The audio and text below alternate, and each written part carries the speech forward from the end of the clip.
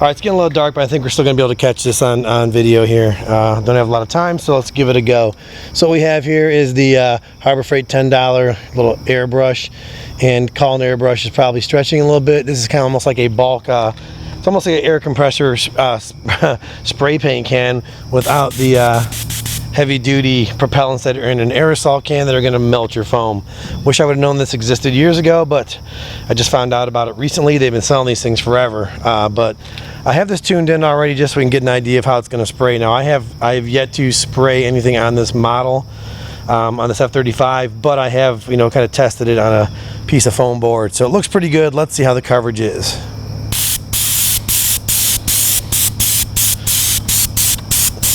Yeah, it's nothing fancy. It's just basically going to do what a can of spray paint can do without melting your foam. Now I have this set at the highest setting, which is 50 pounds on the air compressor, and it's coming out exactly like I want it to. I mean, it's coming out pretty hot and heavy, but that's what I want because I'm just bulk spray painting this model. Now I had a really nice. I guess I'm in a bad angle here. I had a really nice airbrush years ago, but I didn't use it for a while. And when I cleaned my basement, I think I threw it away in a box that I didn't realize it was in. I could probably stand to turn this down a little bit, but I'm not hating on the coverage I'm getting. And this thing works great. Here's the air compressor kicking in. So that's the downfall of this. You do need an air compressor.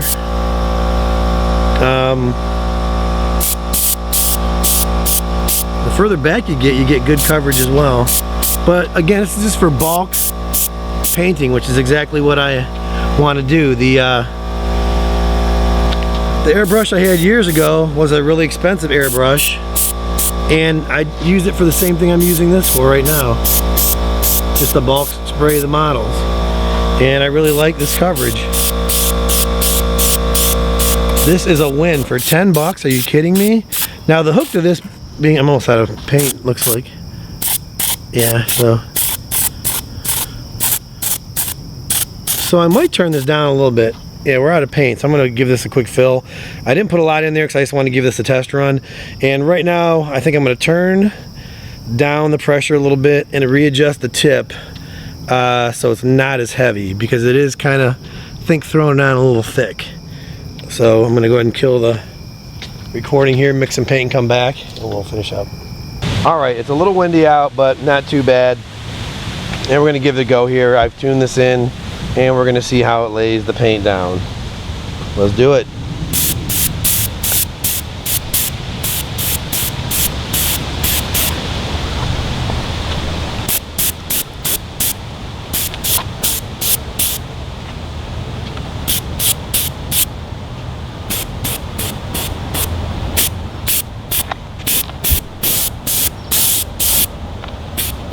Alright, it's going on pretty heavy, and I tried to set it so it doesn't come out as heavy, but it just doesn't really seem like you have that option.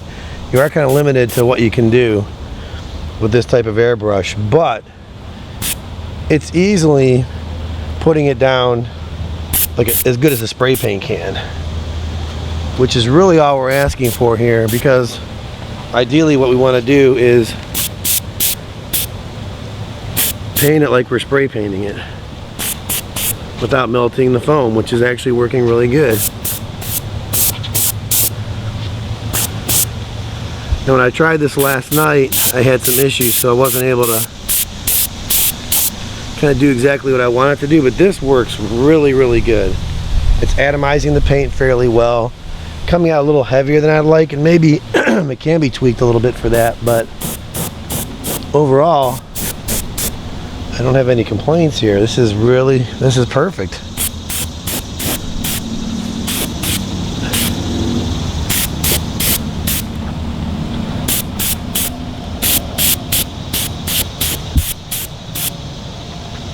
This is really, really good. You hear the air compressor kicking on. And again, I'm using a full-size air compressor. Not like a huge shop air compressor, but what I would consider a full-size air compressor. And even with a little bit of wind, this is working out fine. I could paint out here no problem. This is awesome. I am really happy with this. I mean, the wind is kicking up a little bit now, which is causing some problems. So, you know, you definitely don't want to do this in the wind. But for, you know, what I'm doing here, what's working out really nice is the sun is drying this like instantly. Normally what I'll do is I'll put down a layer, and if it's not drying, I'll just hit it with my heat gun from a distance, just enough to get some heat on it to evaporate the liquid in there. You know, if you go too close, obviously you're going to melt the foam, which is what we're trying to avoid here to begin with. So I had the bottom of this red, then I tried with another Harbor Freight paint gun, which was actually 3 times the cost of this, and it sucked. And this is working perfect. This is exactly what I wanted. This is exactly what I used my $100 airbrush for. I really didn't do any detail work with that airbrush. So this, in my opinion, is the holy grail for painting foam planes for 10 bucks. And a few more dollars if you want to upgrade and make it work a little better, which I'm sure I went into that on the regular studio video. But I'll go over it right now just in case. So I bought the cloth braided hose. The one that comes with it is a piece of junk. If you tighten it down too much, it just blows apart up here. This is $8. Well worth the 8 bucks because it gives you, I think looks like it's about 6 feet long, I think. So I spent $8 on that. And did I buy anything else? No, that's pretty much it. Oh, I bought a quick connect fitting and some Teflon tape. So I got probably 20 bucks into this. So now I'm painting first layer over top of the red that was underneath. I'm not going to go too far in there with this because you're not going to see the red that far in. I might have to hit this with the old heat gun. Oh, and I'm using a Harbor Freight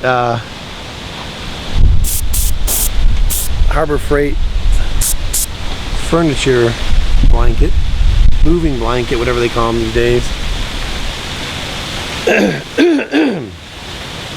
Allergies are kicking in today. Man, I'm gonna probably lay some touch up. You can see a little red coming through still, but let's lay it up, put another layer on here. Oh my God, I'm adding weight. Uh-oh, it might be out already.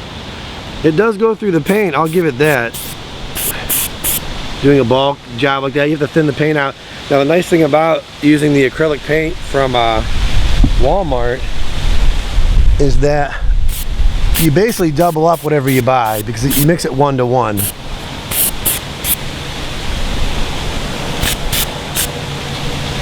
So however much paint you buy, you know you're going to get double that much out of it. But this uses up a lot because it does come out pretty heavy.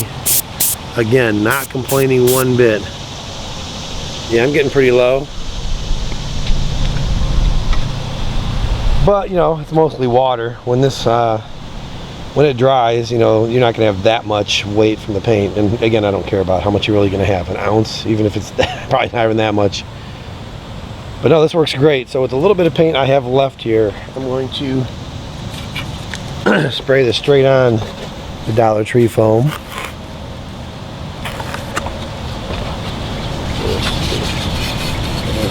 So I'm going to show you how. Now if you tried this with spray paint, this foam would be melting. Now if you're spraying on the paper, obviously you're not going to melt the paper, but I take the paper off. So you can see it's a little splattery. And I was watching some YouTube video. They say if you, see if I can find here, if you tap this, it'll kind of back wash it out. Make sure we're in the frame here.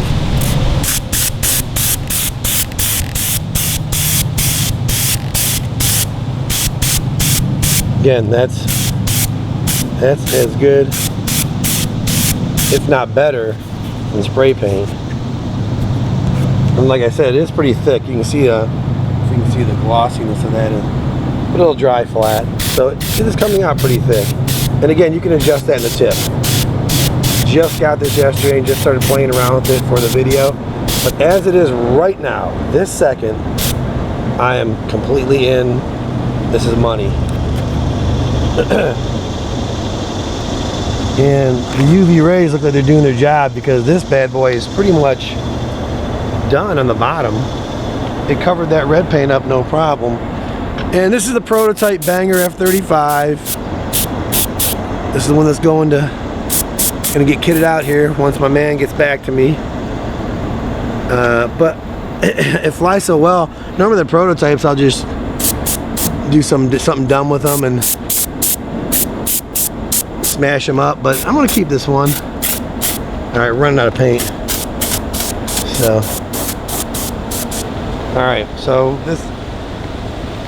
the only downfall I can say right now from this test is that this particular bottle here is not as big as I'd like it to be. Wish it was a little bigger. And since it's these quick connects, the only alternative would be to find a bigger bottle that fits onto this cap. And again, the glory of this whole thing is that A, it's cheap, does exactly what I want, but no cleaning of this airbrush. Zero cleaning of this. Unless you want to clean this front off, who cares, right? All this is doing is shooting air. That's it. And it's shooting it over top of this pin on this bottle. Doing that pin, which is causing the high pressure, which is sucking out the paint. So we pull this off, done, airbrush, put it away, and then we can clean this out, or we can mix some more black, fill it up, and put a pin in each hole. There's an air hole, and then there's the siphon hole up top. Put a pin or something in there, tape, whatever you want, cover that up, and then leave it in there for next time. I'll probably clean it out because I don't paint that often. But I can have multiple colors, and it comes with 5 of these. This thing's awesome. Does exactly what I want. Do it in the sun on a table like this with your $4 Harbor Freight moving blanket. We don't care if it gets full of paint because that's what we bought it for. The sun has already dried the paint. It's actually dried it quicker than I can dry it with my heat gun. Perfect. Perfect. See if we can show you the bottom of it. I don't know how good you're going to be able to see this, but obviously this thing's been beat up so you can see every little spot, but the coverage is perfect. I mean, this is better than spray paint. It dries quick. I am pumped. Of course it's black too, so that's gonna dry faster, but that's it. That's a wrap. That is a wrap. Done deal. The best option. If someone comes across something better, let me know. I'll be surprised. So I'm gonna kill this video and I'm gonna mix up another bottle and finish off the top. All right, I'm out.